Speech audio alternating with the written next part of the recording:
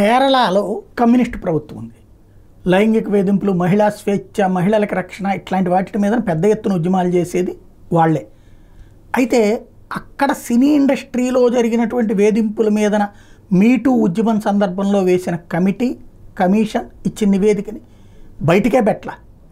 ఇప్పుడు తాజాగా అది బయటకు వచ్చిన నేపథ్యంలో అమ్మ అంటే ఇక్కడ మనకి మా అంటే మూవీ ఆర్టిస్ట్ అసోసియేషన్ ఉంది కదా, అట్లాగే అక్కడ అమ్మ అనే అసోసియేషన్ ఉంది.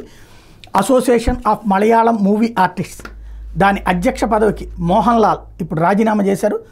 మలయాళ చిత్రసీమలో మహిళల మీద జరుగుతున్న లైంగిక వేధింపులు, కాస్టింగ్ కౌచ్ అఘాయిత్యాల గురించి ఇటీవల జస్టిస్ హేమా కమిటీ సమర్పించిన నివేదికను దృష్టిలో ఉంచుకుని ఈ నిర్ణయాన్ని తీసుకున్నట్టు ప్రకటించారు.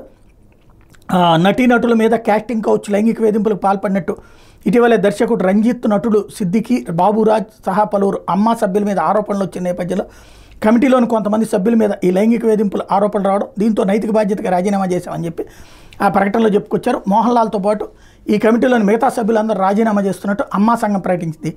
మరో 2 నెలల్లో కొత్త సభ్యులతో నూతన పాలక మండలి ఎన్నుకోబోతున్నట్టు ప్రకటించింది.